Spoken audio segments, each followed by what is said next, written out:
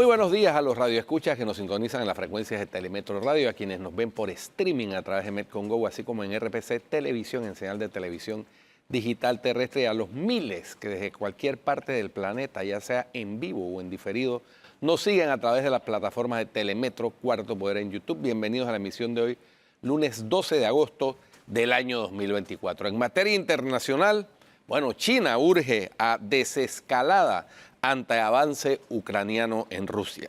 Mientras las fuerzas de Kiev avanzan en la región fronteriza rusa de Kursk, China pidió a todas las partes involucradas en el conflicto Rusia-Ucrania que enfríen la situación.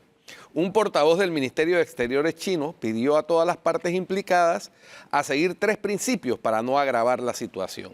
Se trata de no ampliar el campo de batalla, no intensificar los combates y no avivar el fuego del enfrentamiento, dijo el portavoz.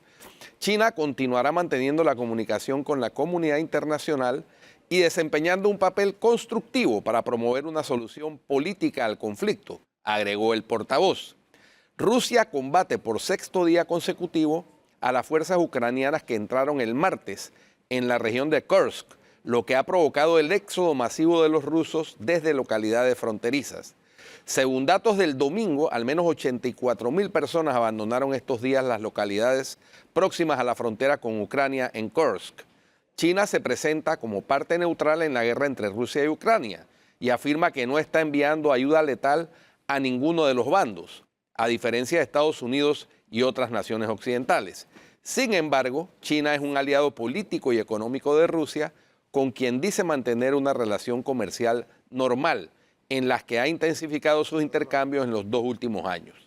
Por su parte, los miembros de la OTAN acusan a Pekín de facilitador decisivo de la guerra que nunca ha condenado.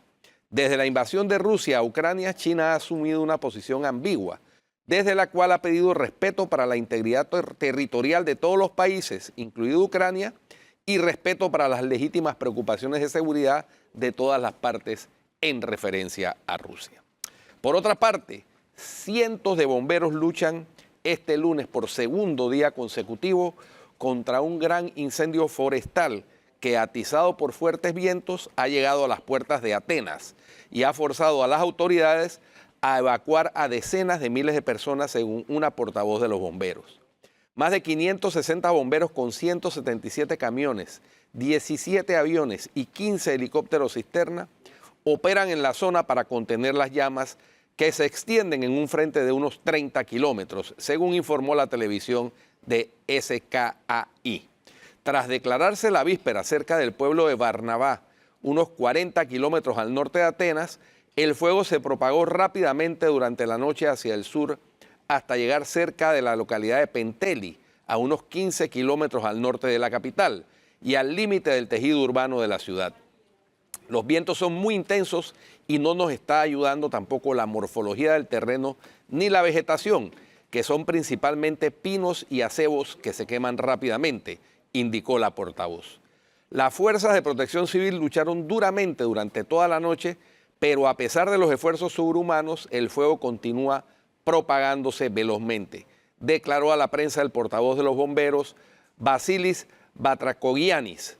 Las llamas alcanzaron el monte Pentelicus y se dirigen a Penteli, señaló Batrakogiannis el domingo. En Penteli tuvieron que ser evacuados 2 hospitales, uno pediátrico y otro militar, y los pacientes fueron trasladados a otras instalaciones la madrugada del lunes, añadió el vocero. Los habitantes de la histórica ciudad de Maratón, a 40 kilómetros al este de Atenas, fueron evacuados el domingo. También tuvieron que ser evacuados 2 monasterios. Nos enfrentamos a una catástrofe bíblica. Todo nuestro municipio está envuelto en llamas, declaró por su parte el alcalde de la ciudad, Estérios Sircas, a la cadena de televisión Sky. Y por último, la brutal persecución no cesa en Venezuela. Además de los muertos en las protestas y de los miles de detenidos, el régimen de Nicolás Maduro también utiliza a sus fuerzas de seguridad y grupos paramilitares para amenazar y amedrentar a todo aquel que se atreva a condenar el fraude electoral cometido por el chavismo en los comicios presidenciales del pasado 28 de julio. Este fin de semana circularon en redes sociales Imágenes que muestran varias casas del barrio 23 de enero, uno de los más populares de Caracas, marcadas con una X. El objetivo es amedrentar a la población para evitar que se vuelvan a registrar multitudinarias protestas contra el régimen. Tun tun tipo nazi, se escucha decir a un hombre mientras graba varias casas de ese barrio desde el auto. Son demasiadas casas. Eso indica que hay un gentío en contra del gobierno en la propia área de los colectivos, comentó una persona del lugar bajo condición de anonimato al diario El Nacional. La abogada venezolana y directora del Instituto Casla, Tamara Suju, informó en sus redes sociales que esto fue reportado a la Corte Penal Internacional, donde existe una investigación abierta contra Maduro y la cúpula del régimen chavista por crímenes de lesa humanidad en Venezuela. Desde el pasado 29 de julio, cuando comenzaron las protestas tras el fraude electoral, la comunidad internacional exigió en reiteradas ocasiones al régimen de Maduro que cese la violencia y la persecución contra la oposición política y la sociedad civil, que exige que se respete su voluntad expresada en las urnas. Sin embargo, la dictadura siguió adelante con lo que dan a conocer como la Operación Tuntún, que consiste en perseguir a todo aquel que discuta los resultados electorales. Lo más urgente es que las autoridades venezolanas pongan fin y de forma inmediata a las detenciones arbitrarias y a la represión contra miembros de la oposición y de la sociedad civil, y que todos los presos políticos sean puestos en libertad, señaló Josep Borrell, jefe de la diplomacia europea, en un comunicado emitido el sábado, en el que consideró que la crisis venezolana reside en el diálogo, la transparencia y el respeto de la soberanía y voluntad del pueblo expresada en las urnas. Eso es lo más destacado en materia internacional, mi querida Flor Marí Misrachi Ángel. Bueno, y en el plano nacional hay varias cosas interesantes sucediendo. Creo que destacable es la noticia de que el ministro de Economía, Felipe Chapman, investiga las fallas en el presupuesto, porque hay un déficit de 632 millones de dólares en ingresos corrientes hasta julio. El gobierno de Laurentino Cortizo había calculado que para julio los ingresos corrientes iban a estar en 4.525 millones de dólares, están 14% por debajo de lo estimado, o sea, 632 millones menos. El ministro de Economía se ha comprometido a investigar eso. Es decir, hace falta plata, hace falta dinero, mal cálculo. Pues, si bien es un presupuesto, se supone que a la hora de elaborarlo debe tratar de hacerse con la mayor precisión posible para no tener este tipo de situaciones de un desfase en los ingresos. Pero los gastos te aseguro que no se han reducido o no se redujeron durante los 6 primeros meses de la administración de este año, que fue los últimos 6 de la administración Cortizo. Bueno, pero evidentemente tampoco hicieron caso a la instrucción de no refrendar ni licitar cosas de última hora. Ahí está el caso de la Lotería Nacional de Beneficencia, una contratación por $199.705 el 25 de junio, 6 días antes del cambio de gobierno, que fue la hoy exdirectora de la Lotería, Gloriela del Río, con una empresa que se llama Construiremos S.A. Y entonces la contrataron para diseñar y desarrollar los planos y la remodelación de un kiosco de la Plaza Víctor Julio Gutiérrez, donde se hacen los sorteos de la lotería, y la instalación de 60 módulos de vidrio y aluminio para uso de los billeteros. Gerardo Solís dijo sí. Refrendó a la velocidad del rayo. Gerardo Solís dijo sí, y ahí es una realidad.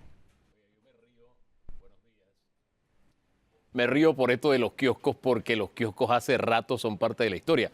Yo no sé si ustedes se fijaron que esos kioscos modulares que formaban parte del diseño original del edificio de la lotería, que fue una obra arquitectónica que marcó pauta en su momento, eso ya no existe. Ahí hicieron una especie de usted no fue alguna vez a un toldo, eso es como un gran toldo ahí, ¿no? Eso está cubierto, el techo está cubierto, eso no tiene diseño de ningún tipo, de verdad es una oda al mal gusto, si lo comparamos con lo que existía antes. Así que, ¿qué kiosco? Si ahí ya no hay ni kiosco, ahí lo que hay es un un gran techo como... Un techo en donde se parquean los billeteros con sus mesas. Sí, sí, o sea, de lo alrededor, que eran debajo kioscos y del que era algo bonito antes. Según la lotería van a tener kioscos de nuevo para Tú que no sabes se queje. tú sabes que el jueves estuve por el Parque de Santana, Ajá.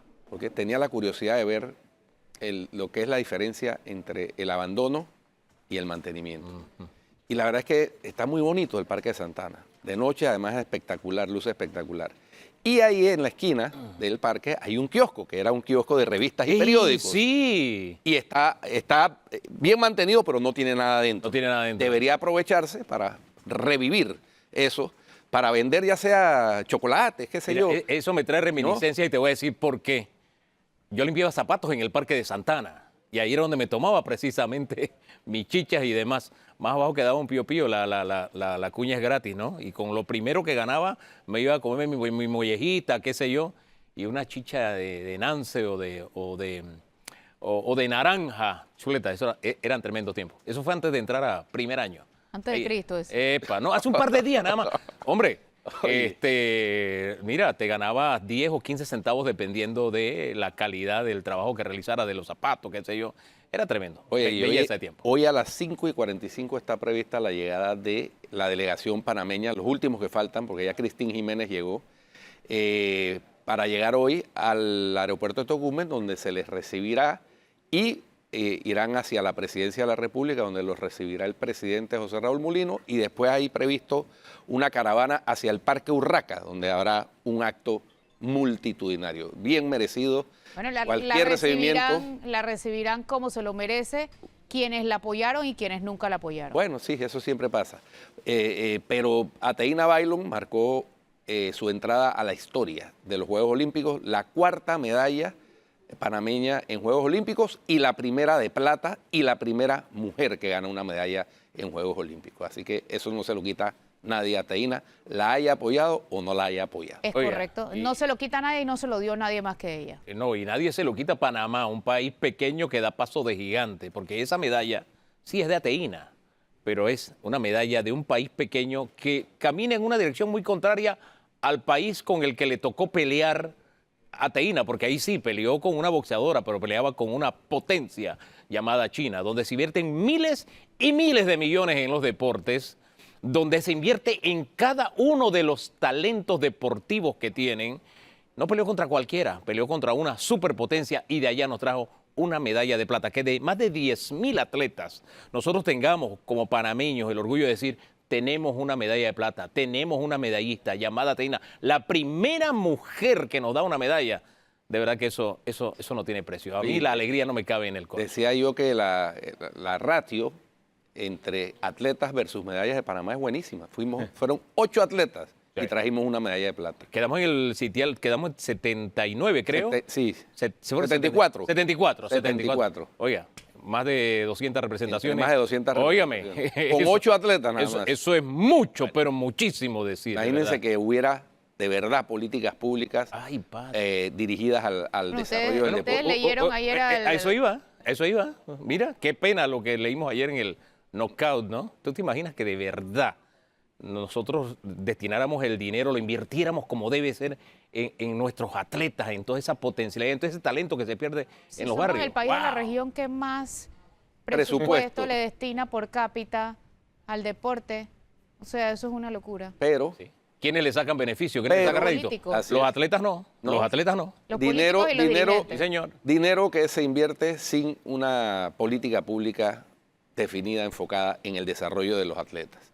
Y hay que reconocer que el Comité Olímpico en los últimos años ha enderezado su rumbo, pero viene con un arrastre penoso de malas administraciones, malas prácticas. Casualmente ahí veía ayer entre los spots que pasaban los canales RPC Televisión, cuando en las Olimpiadas, creo que de 1982, aparecía la figura de Melitón Sánchez, que era el presidente en aquel entonces del Comité Olímpico. No sé si se acuerdan que hubo un escándalo, porque resulta ser que le daban unos boletos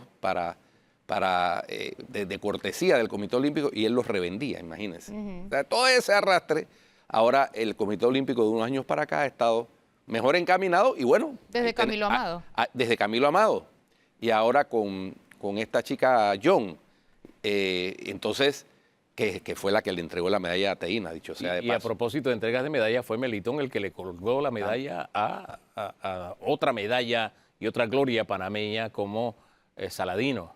Mismo que de alguna forma fue piedra de tropiezo para que Saladino en la anterior no participara. ¿Usted se imagina que Saladino hubiera participado en la primera, en la segunda? No, ese muchacho con la calidad que tenía nos habría asegurado medalla. Pero bueno, es parte de la historia y de cómo las dirigencias caminan en una dirección y los atletas van por otra. Correcto. Ojalá ahora el Instituto Panameño de Deportes, PAN Deportes, corrija también el rumbo en manos de Miguel Ángel Ordóñez, que es un atleta profesional, así que sabe dónde ponen las garzas en el campo deportivo. Así que ojalá se pueda corregir el rumbo, algo parecido a lo que ha estado haciendo el Comité Olímpico en los últimos años. Hombre, que el engramado de nuestro templo del fútbol, que nos cuesta más que el del estadio del Barça, pero por calle, tenga la calidad, la permanencia para que luzca siempre como luce el del Barça. Nada más porque es la principal comparación.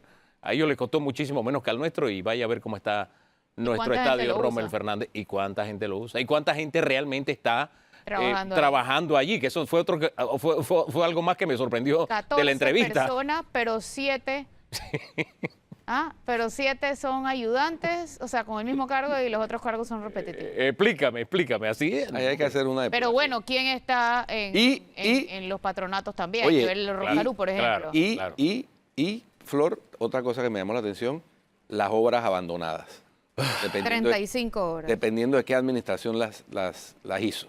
Eso no tiene justificación de Dios. El gobierno es uno solo, el país es uno solo, el Estado sigue. Entonces, no puede ser que tengamos esa mala práctica, perversa práctica, de que cada 5 años abandonamos las obras del antecesor y nos enfocamos en las propias.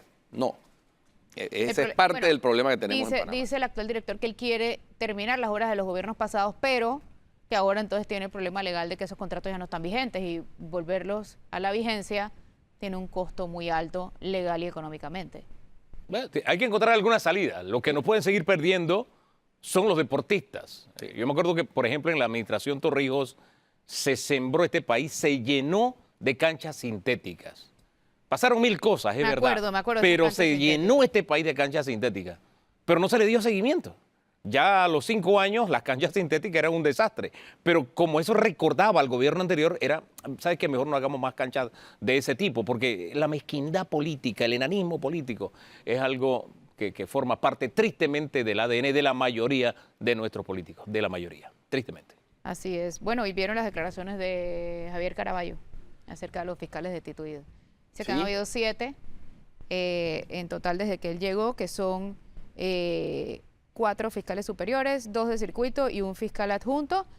Él alega que ninguno estaba en carrera y que no fue por ningún fallo adverso en el Poder Judicial. Pero volvió y dijo lo de Zuleika Moore, que la Corte condenó al Estado a pagar $50,000 a un demandante por la deficiencia de prestación del Servicio de Administración de Justicia. Eso es y dijo que eso es la primera vez que pasa eso en Panamá. Esa finca es una de las que se mandó a secuestrar con el caso de Brecht. Y Zuleika Moore, que era una de las fiscales de ese caso, fue destituida. Él tenía hasta el 3 de agosto, ¿qué día es hoy? 12 ya. Él tenía hasta el 3 de agosto para contestar la solicitud de revocatoria de esa destitución que mandaron tanto a Decio Mojica como Zuleika Moore. Pero no ha sido publicado cuál fue la decisión. Por la entrevista que veo, ahora, calculo que sí, eso se mantiene.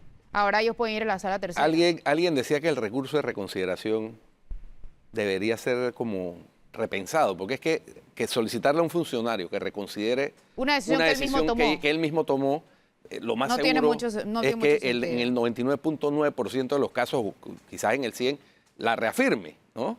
La ratifique. Entonces, eso va a terminar seguramente en la sala tercera de la Corte Suprema de Justicia. Sí, esas destituciones. O a nivel internacional. Pero primero en tendría que última instancia a agotar. nivel internacional, pero primero hay que agotar el derecho interno. Entonces, yo creo que no es la primera vez que condenan al Estado panameño. Tengo que revisar, pero creo que antes ya lo habían condenado por Según una él, falla a en mí el también me pareció servicio raro. del Ministerio Público. A mí también me pareció raro, pero bueno, él aseguró que era la primera vez que sucedía eso. También recordemos que no todos los casos del Ministerio Público prosperan. Ahí está el caso del Gallero, donde él fue también, el procurador fue fiscal en ese caso. También está el caso de Panama Papers, absolución para todos los implicados, y quien fue allá al edificio de Mossack Fonseca y salió con unas bolsas negras, no sé si recuerdan esas imágenes ustedes dos, Y claro, era el procurador Caraballo, Era el hoy el procurador procurador. Caraballo. claro. Entonces, Él fue el que encabezó el allanamiento de las el oficinas allanamiento y de los del depósitos de la Mire, antigua firma Mossack Fonseca. correcto. Yo me tengo que entonces, confesar en este tema con el corazón dividido. Y cuando digo el corazón es mi pensamiento dividido, porque el procurador dice tener sus razones y especifica cuáles son, legalmente hablando, que lo condujeron a tomar una decisión. Pero nosotros no podemos perder de vista en el horizonte de que en la época en que este país se pudo refundar y hacer lo que mínimamente la justicia está llamada a hacer, que es dar a cada uno lo que le corresponde, que es la definición básica de justicia, sucedieron cosas que nunca debieron ocurrir. Y nos enteramos a través de algo que se llamó los Varela Leaks. Y allí está dibujado muy bien el papel que jugaron algunos fiscales.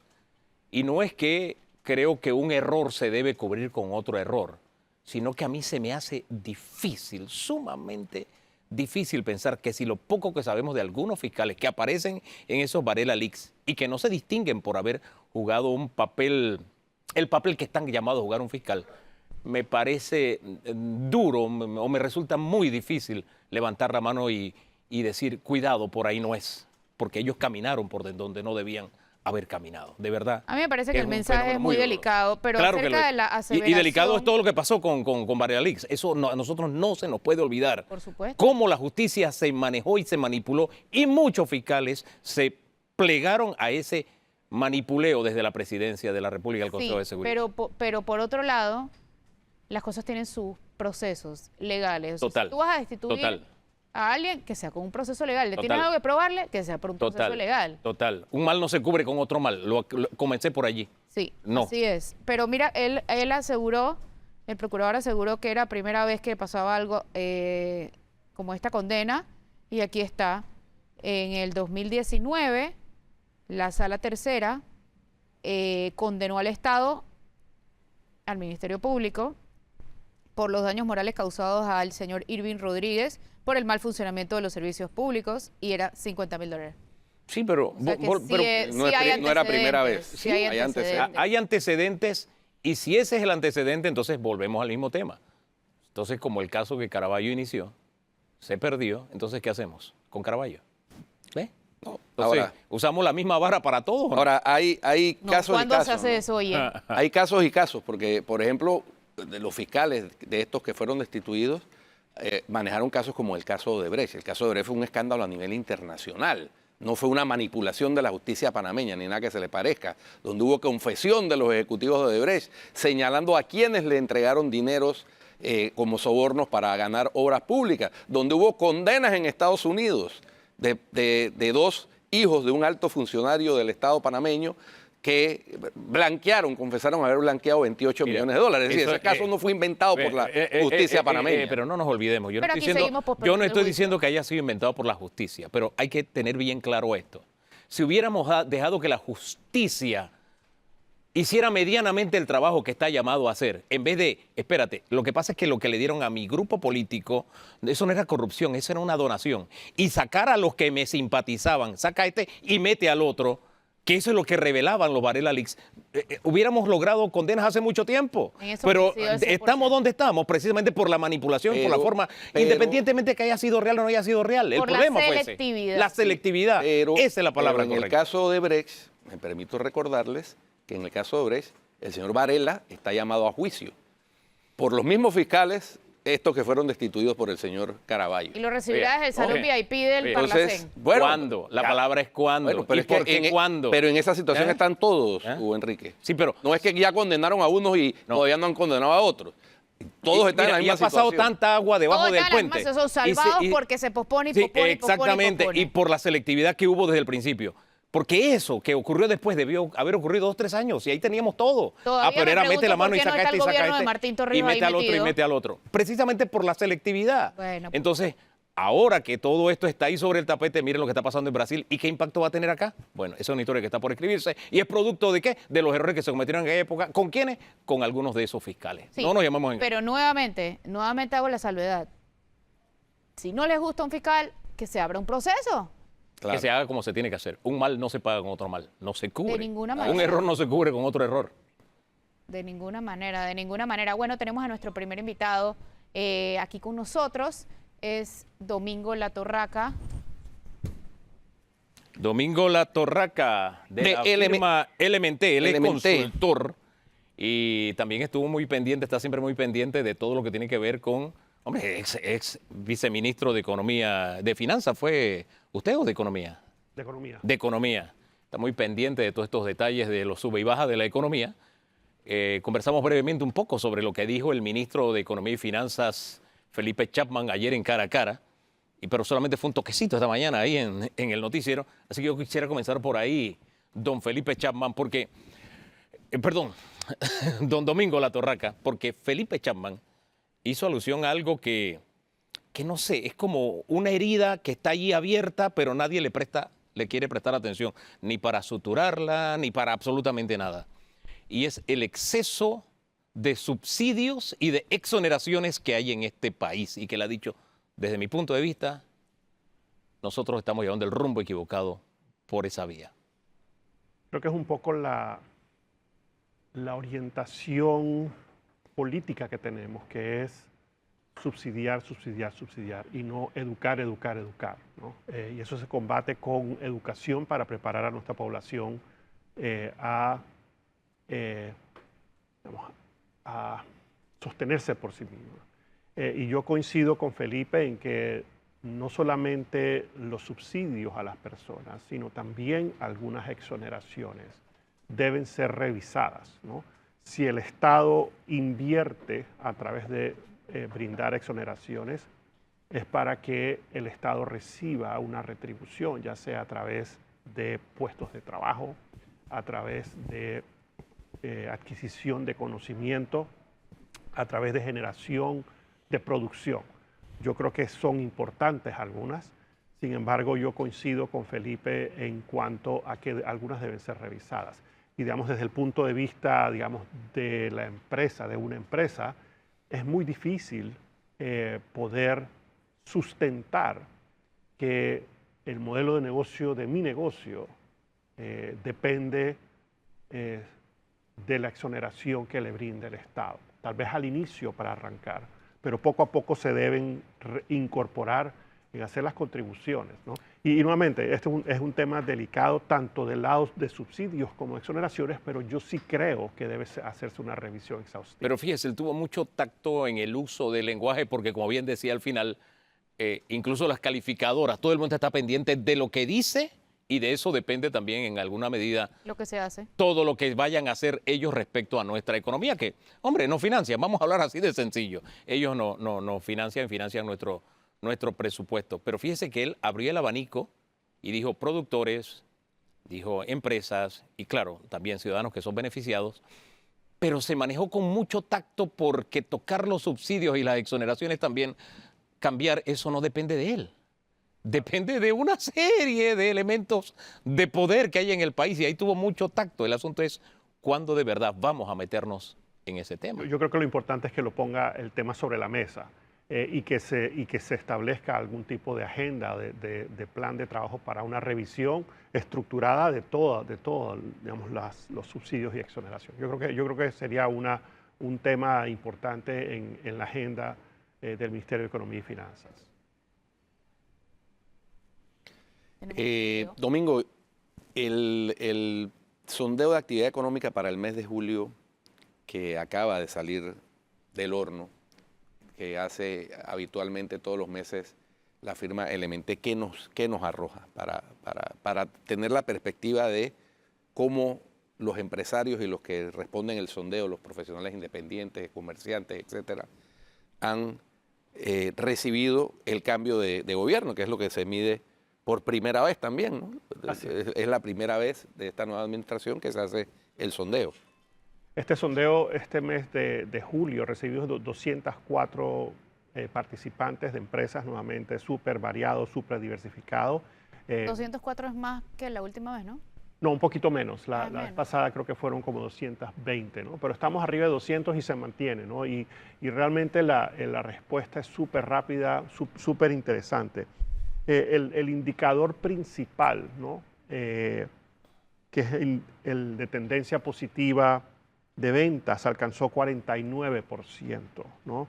Y esto continúa una tendencia hacia el alza luego de, digamos, de iniciado el año, ¿no? Y por supuesto el año pasado tuvimos un par de meses, octubre, noviembre, muy duros, pero este mes de julio tuvimos un resultado de 49%, eso nuevamente es un punto porcentual por encima, no por debajo, perdón, del mes pasado, pero continúa con una tendencia positiva. El otro indicador importante es el de balance netos de ventas, que es la diferencia, es como un indicador de confianza, que es la diferencia entre mayor y menor en los tres tiempos. O sea, han bajado ambos. Y alcanzó 25%, dos puntos 2% con respecto a junio. Sí han bajado un poquito, ¿no? Y eso responde. Cambio de gobierno. No, fíjate, Flor, ¿No? yo creo que hay un ajuste en algunas actividades, en el comercio. Y este mes, ahora les voy a hablar un poquito sobre una de las actividades que tuvo un descenso importante, y es el comercio al por menor, ¿no? Y que es una de las actividades más importantes del país. Creo que representa como el 18-20% de la producción nacional. Panamá es un país comerciante. Y sí estamos viendo un ajuste importante ¿Por qué? en esa actividad. Hay menos tráfico, digamos, en los comercios, y creo que las personas están siendo más cautelosas.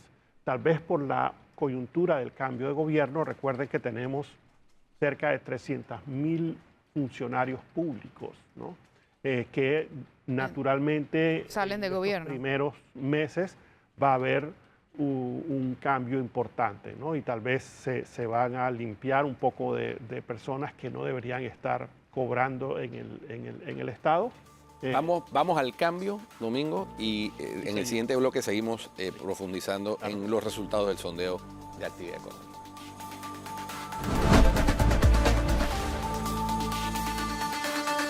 Gracias. Bien, Sigue con estamos de nosotros regreso. Domingo La Torrasca.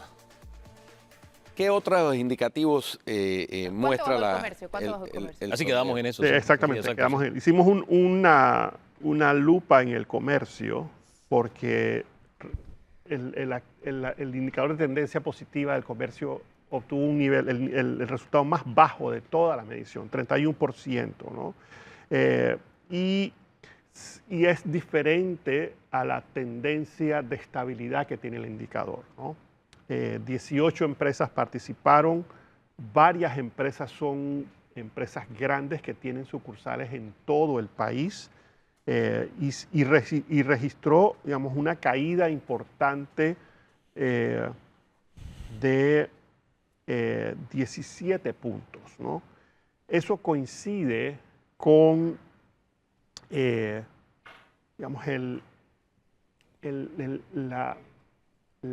indicador de Producto Interno Bruto, que las cifras fueron publicadas hace poco, ¿no? Y el primer trimestre registró un valor de 1.7, ¿no? Y siendo el comercio tan importante, 1.7% de crecimiento en el primer trimestre. Y el comercio es súper importante en digamos, la estructura de producción del país, y registró una variación, digamos, el más bajo en 11 trimestres, ¿no? La actividad comercial. Entonces sí hay algo que está sucediendo en el comercio.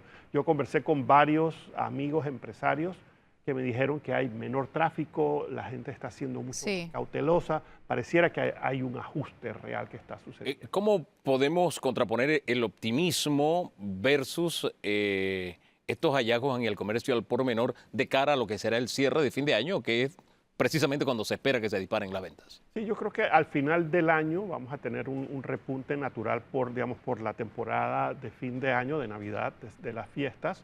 Sin embargo, ya podemos proyectar, digamos, que el crecimiento de este año va a ser cerca de 2,5%. Es un crecimiento súper bajo. Las primeras cifras del ¿Cuál era el trimestre, crecimiento esperado? el crecimiento esperado es de entre 2,4 y 2,5, pero ese crecimiento está ajustadísimo por el cierre de la mina, ¿no? El crecimiento previo al cierre de la mina era arriba de 4%, que es un crecimiento, digamos, esperado, normal, sano, ¿no? Pero producto del cierre de la operación de la mina, donde también, y aquí hay que pensar que hay 30,000 empleos Sí. directos e Suspendidos. indirectos menos, ¿no? Y Entonces, toda la actividad que se desarrollaba alrededor de también afectada, ¿no? así es, así es. Sí. Definitivamente, y en el área, digamos, de la mina y las poblaciones alrededor se están afectando. Una pregunta, ¿y esta baja en el comercio al por menor, es lo que se suele ver en cada cambio de gobierno? Mira, yo no he visto otras cifras de esta magnitud. En periodos anteriores, los ritmos de crecimiento estaban mucho más altos. Entonces, tal vez se absorbía por algunas de las otras actividades, pero esto ha coincidido con un año de bajo crecimiento. De hecho, yo estoy revisando aquí las cifras, digamos, del 22 para acá, porque, digamos, los crecimientos trimestrales, este es el más bajo que se ha registrado en este primer trimestre. El último trimestre del año pasado fue de 3,3%. Si lo comparamos, digamos, con el 23 del primer trimestre fue de 9,3 contra 1,7, y si lo comparamos con el 22, 13,2 contra 1,7. Así que sí tenemos una situación, pero esperada, ojo, ¿no? Esperada porque los efectos del cierre de la mina, y si vemos las cifras, hoteles y restaurantes creció de manera saludable, la actividad financiera también, de hecho en el ¿Qué sondeo. más bajó aparte del comercio al por menor? Otras que bajaron, digamos, el comercio al por menor, también el transporte. Ahí tenemos poquitas empresas, son 5 empresas, pero el transporte también recibió resultados bajos. ¿Transporte como qué o qué? Eso es todo lo que tiene que ver, todo lo que mueve pasajeros y carga en el país, ¿no? También la industria manufacturera tuvo un puntaje en el sondeo de 41%, y si lo vemos, los resultados del primer trimestre también tuvo una contracción de casi 3%. ¿Y qué tan representativa es la muestra en industrias? En la industria son bastantes, déjame Ahí hay ver, bastante. son industrias, son 18 empresas. Oh. ¿Y cuáles son hay más empresas de qué sector? Por menor. Digamos, las que más hay son comercio al por menor, que son 18 empresas, construcción 18 empresas, industria 18, servicios profesionales 19, ¿no? Turismo, si lo sumas, porque tenemos el turismo dividido en hoteles, restaurantes y otras actividades, también ahí tienes 16 empresas, ¿no? Sector financiero también tenemos bancas, seguros y otras, y entre todas tenemos como 25 empresas que están. ¿A quiénes le fue bien? La banca le fue bien, seguros también, bienes raíces, que había estado reportando resultados bastante bajos en los últimos meses, han tenido un repunte bastante importante. La venta de autos sigue arriba, ellos están arriba 8% en el año. La incursión de vehículos chinos es impresionante en el país. Y también, para ver qué otros, telecomunicaciones, aunque ahí también tenemos una muestra pequeña. Servicios profesionales se ha aguantado un poco, usualmente tenemos buenos resultados, ¿no? Hicimos otras preguntas, ¿no? Digamos, aquí hay un tema, bueno, comentarios primero, ¿no? Recibimos 51 comentarios, 25% positivos, 33% neutrales y 41% negativos. ¿A qué apuntaban los positivos? Los positivos han aumentado a digamos, exhortar a las autoridades Ajá. a hacer los cambios que se Claro. tienen que hacer en servicios públicos, en mayor transparencia, y reconocen la mayor transparencia en el gobierno en tan solo un mes. Temas de, digamos, eficiencia en los procesos gubernamentales. Esos son, digamos, algunos de los temas positivos. Y fíjese que caso este tema con la 41% negativo. Sí. Sí, ha aumentado.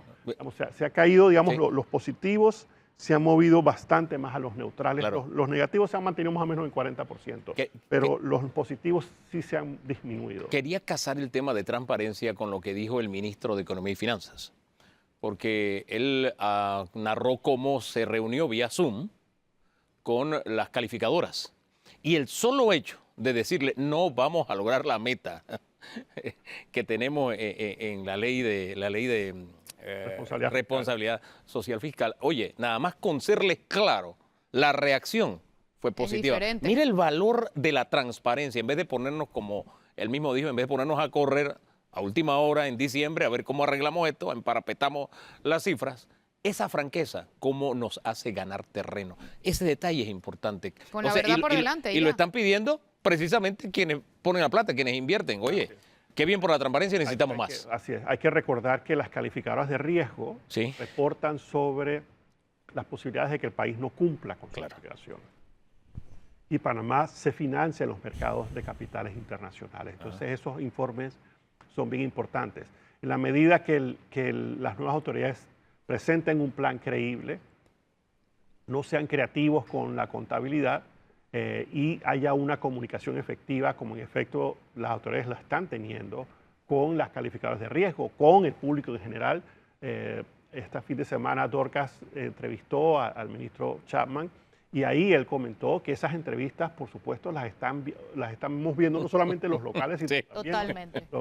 internacionalmente. Así que es súper importante esa transparencia y esa comunicación efectiva. Yo creo que eso va a ayudar mucho a, digamos, a calmar la ansiedad que pueden sentir los tenedores de bonos de nuestro país. Ahora, esta es primera vez, tenemos que dejar claro, primera vez que se hace este estudio o este sondeo de actividad económica en un mes de transición de gobierno. Correcto. Entonces, eso que se está viendo ahí se ve todos los meses de julio cada vez que hay transición de gobierno. posible. Lo que pasa es que ahora es primera vez que se hace está midiendo, así en el estudio del MNT.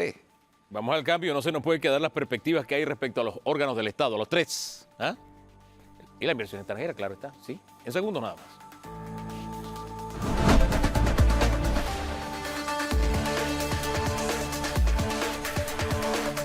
¿Qué quiero ahora? Desayuno. Estamos de regreso con la parte final del programa.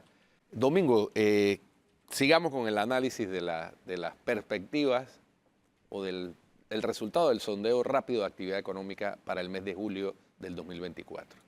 Hicimos dos preguntas adicionales. La primera relacionada con la inversión extranjera directa, ¿no? Y para Panamá es uno de los elementos claves para su estabilidad macroeconómica, ¿no?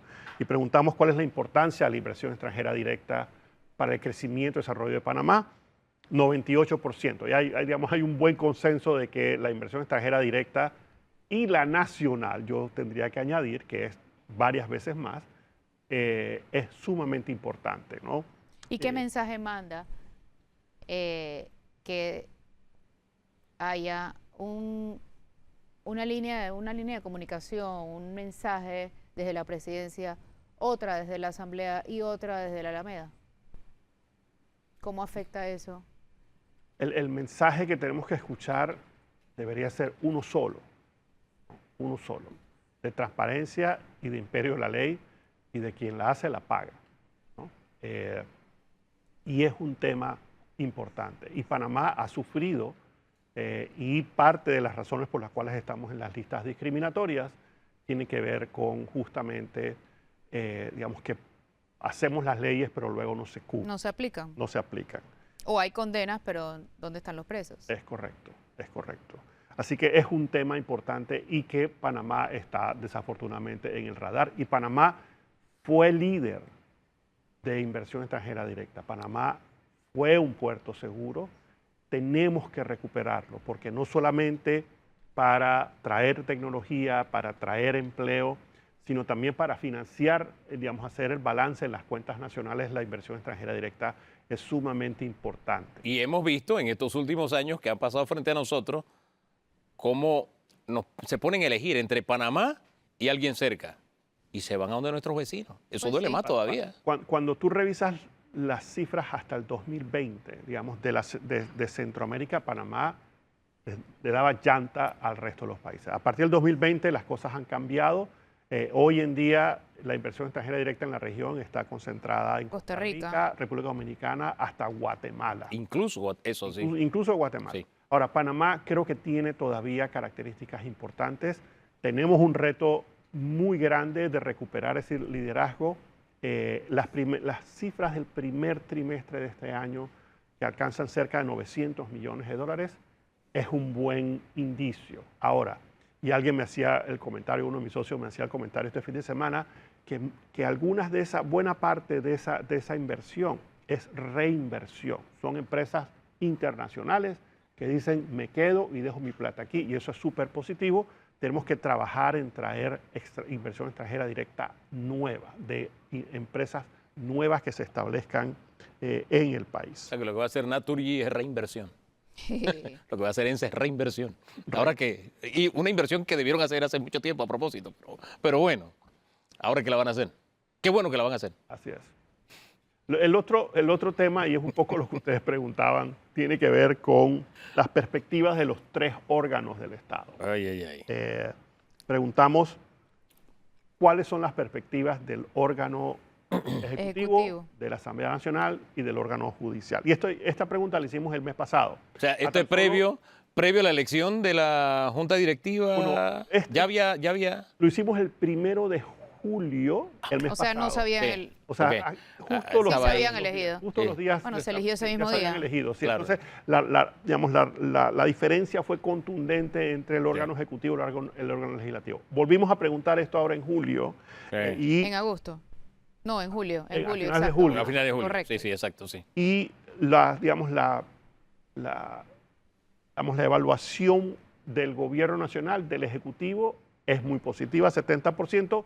Se ha movido algo hacia estable, ¿no? Porque tenía una perspectiva positiva arriba Mayor. del 70%. Sí. Pero algunas se han movido estable, muy poca negativa. Yo creo que eso es gancho para el Ejecutivo. La Asamblea Nacional está estancada en una visión relativamente negativa, 47% negativa, 44% estable. Y el órgano judicial, que no preguntamos el mes pasado... lo Eso es hizo- igual que la de la asamblea, es igual que antes de julio.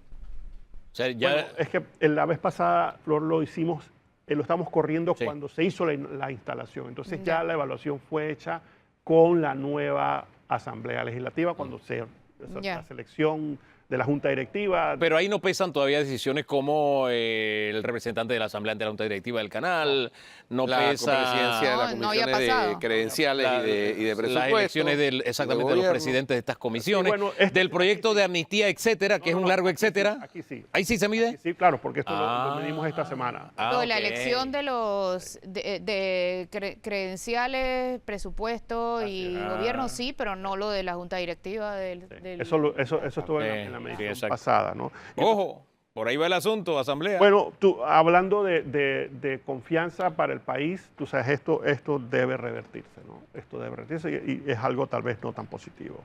También preguntamos por primera vez, y no lo hicimos el mes pasado, digamos, la perspectiva del órgano judicial, 9% positivo, 54% estable. Diría que hay un trabajo importante que debe continuar haciéndose en promover mayor transparencia en el país, que es vital para la confianza, es vital para la inversión nacional y extranjera. Bueno, esas perspectivas, aquí me escribe alguien conocedor del tema y me dice que nada de lo que se proyecte a futuro es alcanzable mientras tengamos un sistema educativo atrasado por más de 30 años. Y sin educación de primer nivel no habrá posibilidades de crecer con igualdad de oportunidades y equidad social. Tengamos en cuenta que los efectos de esa reforma no se verán en menos de 10 a 15 años. Eso es un colofón ahí al tema, ¿no? 200% Sí. de acuerdo con, o sea, si vemos los retos estructurales que tiene el país, es una vergüenza, digamos. Tenemos que promover cambios estructurales en la educación, en la salud, en la comercialización de agua, los servicios básicos que este país tiene Electricidad. los recursos y el país tiene los recursos, pero no nos atrevemos a hacer los cambios estructurales que se requieren. Y yo coincido con ese comentario que, digamos, el problema estructural número uno que tiene nuestro país es la educación, ¿no? Por algo se van a donde nuestros vecinos, ¿no? Algo están haciendo bien que Ahora, nosotros no. Y Hugo, y volvemos al tema inicial que tú comentaste Claro. sobre los subsidios y las exoneraciones, ¿no? Si yo no preparo bien a mi población para que se valga por sí misma, entonces tengo que tirarle la toalla. Siempre. Siempre. Hay que ponerle fecha de cumpleaños a eso. Así de sencillo. Así es. Sí, ciertamente. Y saber que no es fácil, saber, digamos, es como las reformas de programas de pensiones. Sí. Todos vamos a tener que poner plata para cubrir ese hueco. Es que todo subsidio se toma como un derecho adquirido, triste y lamentablemente. Así es. Triste y Cuando debe lamentable. ser algo temporal. Pues Debe sí. ser algo temporal. Bueno, muchas gracias por acompañarnos. Se nos ha acabado el tiempo. Gracias, Domingo. Gracias a la por hora siempre. aceptar la invitación Por estar aquí. de siempre de Elementé, dando luces sobre el estado de la actividad económica en ese sondeo rápido que preparan entre actores de la actividad económica. Salido del horno hace escasas horas. Un par de minutos nada Se más. siente el olor, se siente. Todavía se siente el olor a fresco. ¿Nos vamos? Nos fuimos, se nos acabó el tiempo. Si usted sigue en Telemetro Radio, siga con los muchachos del brunch y en RPC Televisión vuelven El Gordo y la Flaca. Hasta mañana. Bendiciones.